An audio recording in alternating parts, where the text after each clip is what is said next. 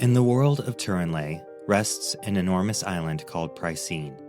The nation of Prycene is governed by a king and council, though the real power rests in the hands of 10 cursed immortals, powerful supernatural figures who serve only their self-interests.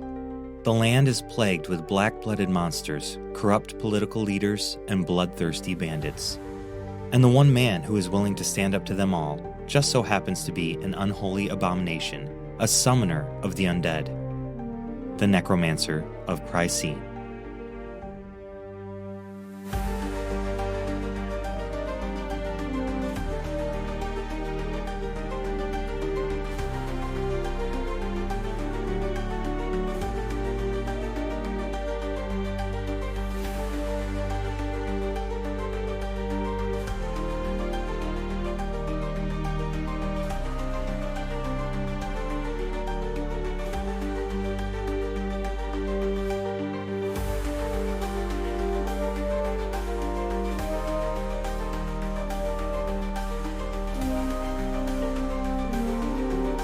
Everyone, and welcome back to the table reads for Necromancer of Prycene. And this is number 8, table read number 8, the final episode of season 1. So very exciting stuff. We are going to dive in here in just a second. But first, I'm going to hand it over to Josh, who will kick off the introductions for our cast. So over to you, Josh. Hello, my name is Josh Allen. I am the voice of Charlton Shanks, aka Charts. Hi, I'm Blythe Renee. I am the voice of Anya Esh. And I'm Ray O'Hare, and I voice Benjamin Wright, a.k.a. Wrath. All right, here we go. Welcome back, my fellow scoundrels, outcasts, and miscreants. Allow me to summarize what's happened thus far. The Festival of the Fated Four was interrupted by an attack from several creatures that Wrath called Gorukhthin. I played hero and was rewarded with the Singed Blade, Wrath's personal weapon, piercing my back. Wrath saved my life by taking me back to his house and nursing me back to health. He told me of the Watchers, the Cursed, and the Woe Shards. After Wrath left to pick up supplies, I searched his house for my life seeds. I didn't find them, but I did find Wrath's journal, and the contents were much more disturbing than I had anticipated. Words are difficult. I'm still at Wrath's house in Willow's Bend, but I'm beginning to think it's time to go. My name is Charts. I have the ability to reanimate the dead. And I'm on a quest to kill Torch, leader of the Watchers and the most powerful man in Prycene. I just need to get out of here first. Chapter 8, Captive. My shoulder and chest throbbed with the relentless rhythm of a hammer on steel. Turns out that being stabbed with a cursed weapon, well, it hurts. The dull thumping had spread to my skull, pulsing in time with my heartbeat, each thud a painful reminder of being stabbed in the fucking back. After discovering Wrath's journal, the sense of urgency to find my life seeds returned. I looked around the bedroom and the adjacent lounge, but no seeds. I eventually returned to the journal to scour the last few entries, hoping Wrath had mentioned them in the pages. He did not. I found one of Wrath's button-up shirts and put it on with the intention of leaving the house, but 2 hours of searching and moving about left me teetering on the edge of collapsing. My vision blurred, and my legs felt as though they'd been carved from stone. I needed to rest just for a moment before heading out, so I lay back in bed to recover a little of my strength. That moment stretched longer than intended, and I woke to the sound of someone clearing their throat, a low rumble that jolted me awake. Wrath stood in the doorway, his pockmarked face cast in shadow by the dim light, one eyebrow raised in silent inquiry. His presence was unnervingly calm, but his expression demanded an explanation. My mouth opened to provide a hastily constructed excuse, but the words died on my lips as my gaze darted to the desk where I'd read through the Watcher's diary. Panic tightened my chest. Had I remembered to stow the books back in their secret cubby before I fell asleep? Wrath's eyes caught the flicker of my panic. His head turned, following my gaze toward the desk. My heart clenched as I braced for the inevitable, but to my immense relief, we both found his desk precisely the way he had left it. What were you doing out of bed? I was stretching, as you suggested. Oh, did you stretch your way into one of my shirts? Oh, yeah. Mine's ruined, and I can give it back if you like. No, it's all yours. You've probably already bled on it anyway. I was planning to buy you a few shirts, and probably still should, since mine is a little tight on you. It fits all right. Why were you out of bed? I explicitly remember telling you to stay in bed. You could have fallen and opened your stitches. I needed to stretch my legs. I think we would get along much better if we didn't lie to one another. Don't you agree? I wanted to check on my stuff. Did you think I would steal from you? You have nothing material that I desire. I placed your travel gear and gem in the chest at the end of your bed. I even placed your money on the ledge so you would see that I did not rob you. The only thing I am interested in is you. I had seeds in my cloak. They're missing. The acorns. I found them in your jacket. You weren't eating those, were you? Black oak acorns should be leached before you eat them. No, I wasn't eating them. Good. I was going to leach them for you before we left. You didn't do that, though, right? No. Where are they? I put them in the cupboard next to the walnuts. Could I have them back? They're sentimental to me. Sentimental. Sure. I'll get them. A wave of relief washed over me as Wrath left the room for the kitchen, his heavy steps fading into the distance. My seeds were still here, and he wasn't aware of their importance. In typical Charts fashion, I panicked and exhausted myself searching for the life seeds when all I had to do was simply ask. As usual, I can't help but take the hard path. A thought occurred. Maybe I was making this whole thing more complicated than it needed to be. Wrath, for all his unnerving journal entries and ominous demeanor, had taken care of me. He hadn't stolen from me. In fact, he'd gone out of his way to return my items and nurse me back to health. Why would a cursed watcher, someone with nearly limitless resources, have any use for my meager possessions? Maybe I'd let my mistrust spiral out of control. Frank would have said that I was stealing problems from tomorrow. He would have told me to worry about the present. And just then, the present demanded I get better so I could get back to Frank. But then, like a slap to the face, the words Wrath had said moments ago came rushing back to me. I was going to leech them for you before we left. Before we left? Left for where? Panic prickled at the edges of my thoughts. I couldn't go with him anywhere. Frank was waiting for me, alone and vulnerable. And even if he wasn't, I wouldn't want to go with Wrath anywhere. He was not only a watcher, but one of the cursed. Everything about him, everything he stood for, was a contradiction to my purpose. The Advents, the Watchers, the Cursed. It all led to one man, Torch. The most powerful man in Prycene. The one person I needed to kill. That's the whole reason I'd been following the Advents. Here you go. Your acorns are safe. Do you feel better now? Oh, yeah. Thank you. You're welcome. Now, please do not get back out of bed until I permit you. It's for your own benefit. Wrath. Call me Ben, please. Ben, you said before we left.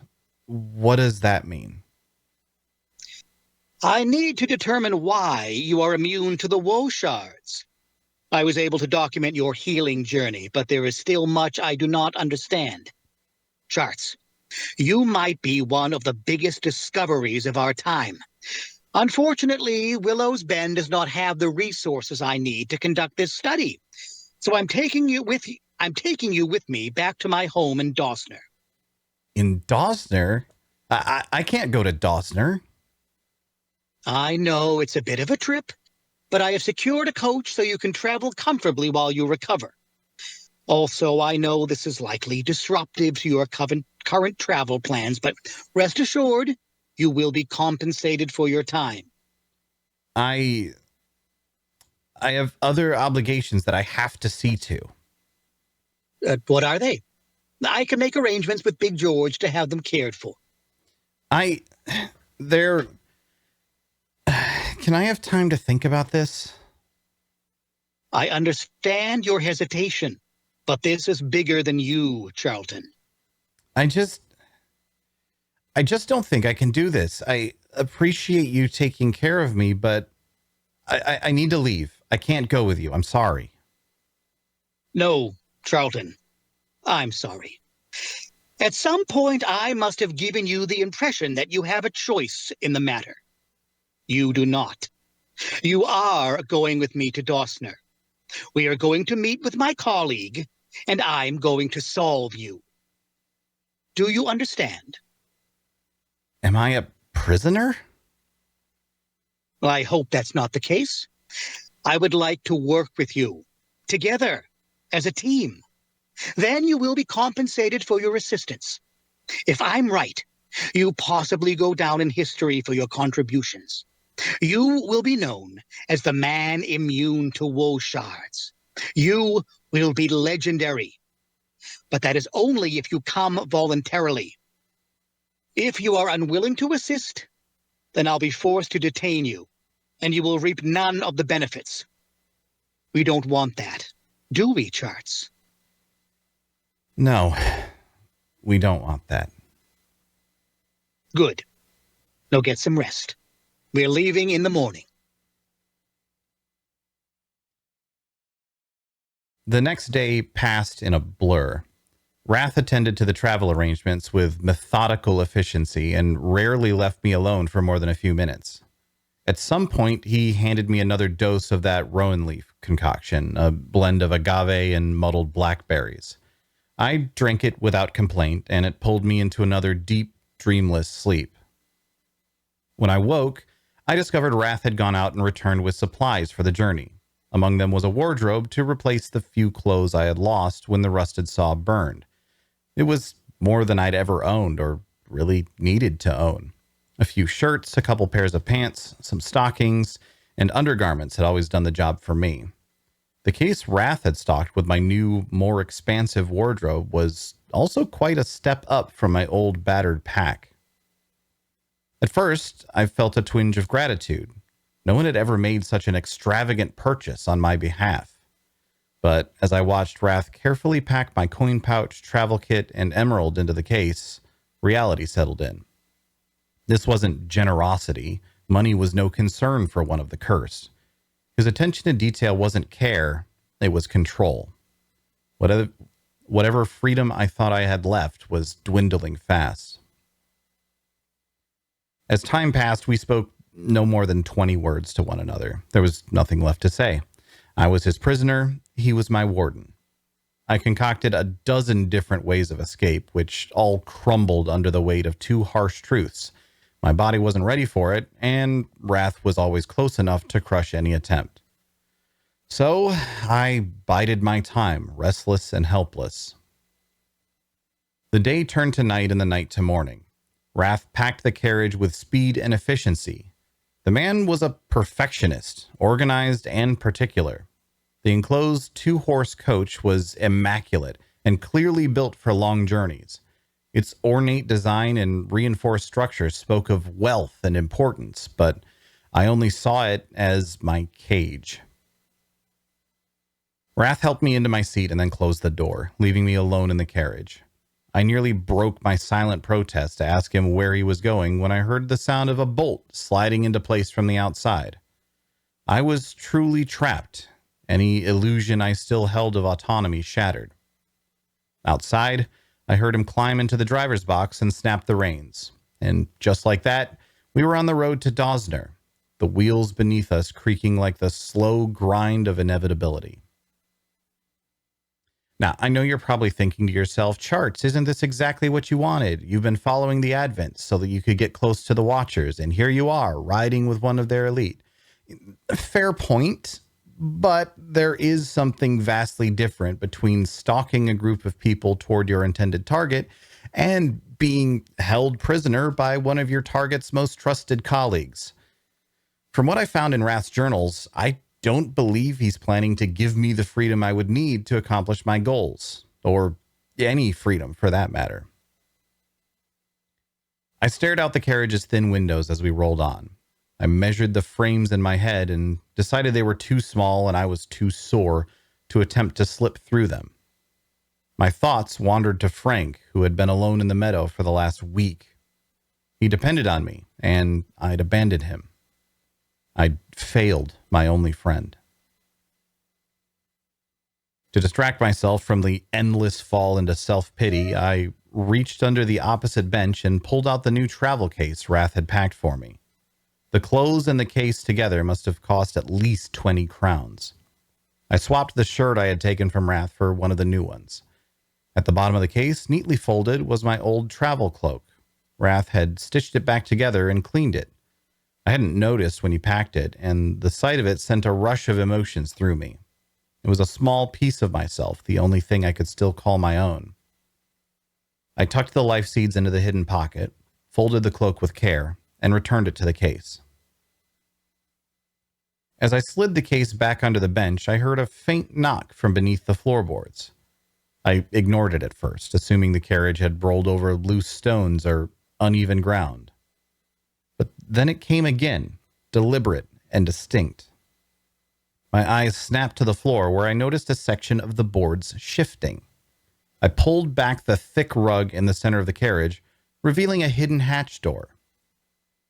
Before I could fully process what was happening, the door opened to reveal Anya's face, wearing an overly eager, conspiratorial grin.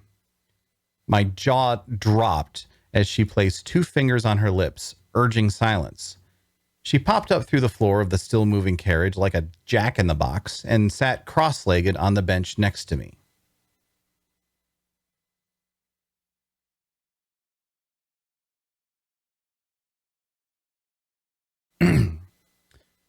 Anya, what are you doing here? I came to save ya.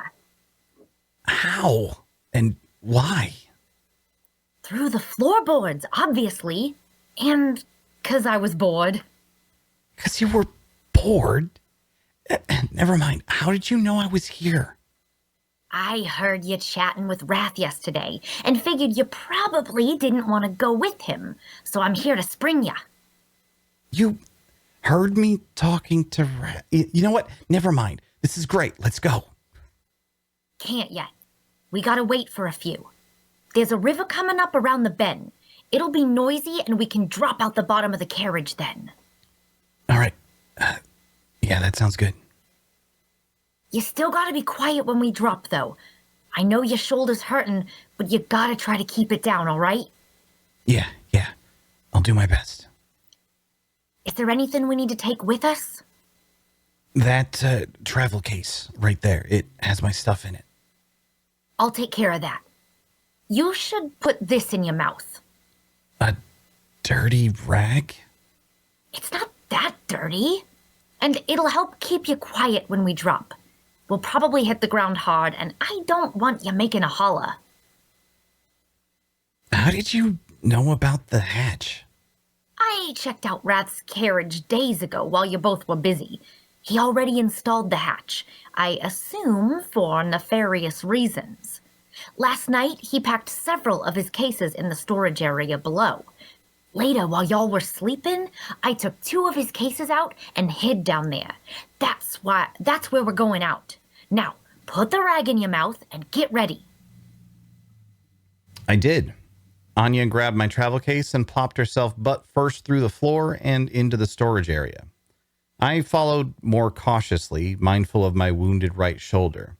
The sound of the river grew louder, rushing past like a distant roar of applause for our imminent freedom. Anya opened the side panel of the storage section. With a quick turn, she rolled herself out of the carriage and into the tall, swaying weeds along the roadside. I took a deep breath, the rag still clenched between my teeth, and followed her to freedom. Anya was right. I hit the ground extremely hard, and it hurt like Torch's pike. The rag in my mouth did its job, muffling the sharp cry of pain that would have alerted Wrath to our escape. The rushing river masked the sounds of my graceless roll from the ground into the cover of the woods. It took me several minutes to regain my composure and catch my breath. Anya waited, quiet and watchful, her sharp brown eyes following the carriage as it continued down the road. I think he's far enough away. We should be safe to stop moving. Are you okay? Yeah, I'm all right. Did your stitches tear? I don't think so. All right, then. Let's get going. There's a trail about a half a mile up. We're gonna take that trail and head to a place I know. I can't. I need to go back to Willow's Bend. I don't think you should go back there. Wrath is certain to find you missing soon, and the first place he's gonna look is Willow's Bend. You should come with me, and I'll keep you safe. I know it's not safe, but Frank is back there. I left him behind, and I need to get him before someone else finds him. Someone already found Frank. By the grace of Rowan, is he okay? Of course he is. It was me. I went and got him the day after Wrath stole ya. He's safe. I'll take you to him if you stop jawing and start following. Anya, you're amazing. I know. So? Yeah? How are the people in Willow's Bend doing after the attack? Yeah, they'll recover. Lots of people died, and lots more were injured. They had a big funeral for everyone that passed. It was real sad. Did Wrath tell you that your stuff got all burned up with the inn? Yeah, he mentioned that. He bought me some new clothes, though, and he gave me my money back. Still got your seeds?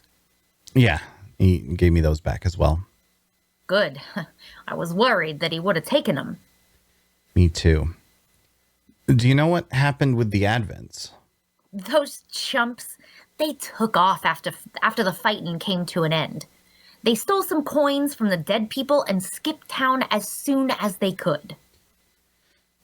So much for the fated four of Willow's Bend. I'm sure they'll still be telling people all about their heroic deeds with the bandits. Do you know which way they went? Nah, they left while I was listening in on you and Wrath. People were a bit sore about it, so I didn't want to bring it up or nothing. The townsfolk are trying to figure out a new constable now, and some of Big George's family were killed in the attack.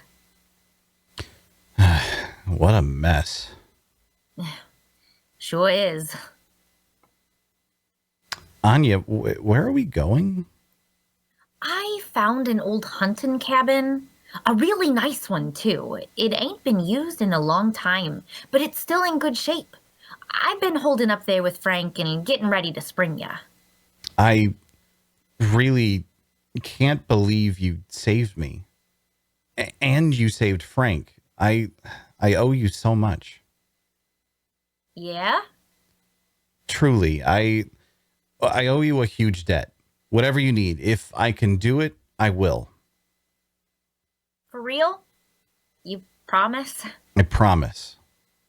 Good, because I have a surprise for you at the cabin. You do?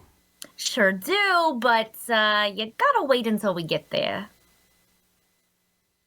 Anya winked at me, then flashed her devilish grin. Something about that look told me I wasn't going to enjoy whatever surprise she had for me at the cabin. We took the side path. The trail wound through dense brush, the uneven ground testing my battered body with every step. The cabin was closer than I expected, a small mercy given how every inch of me ached from head to toe. Anya had chosen the river as the rescue point, knowing it would drown out any sounds of our escape and keep us close to her hideout. Clever. By the time we arrived, I was practically dragging myself. Another mile, and I probably would have keeled over right there in the dirt.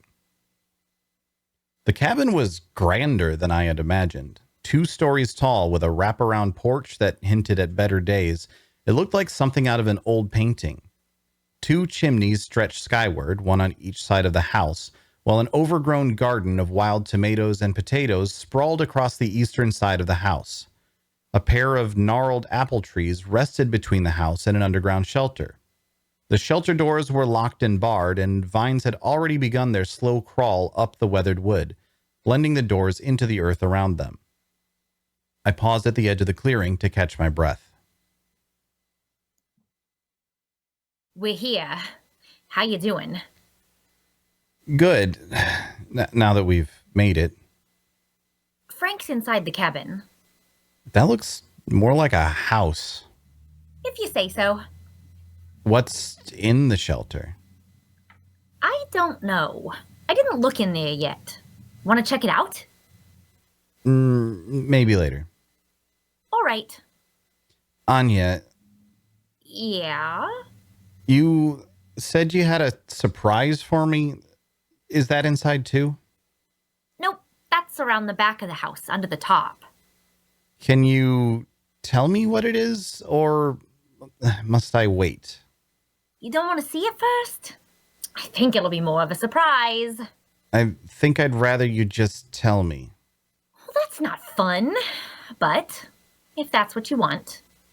Do you remember how I told you that some of the villagers died? Yeah. Well, I grabbed a few of them. Only the ones that still looked good to move and stuff. When you say them, you mean... The bodies. I had to dig them up. It was a real pain, but I was able to get them to the cabin. Anya, why did you dig up those bodies? So you could raise them up.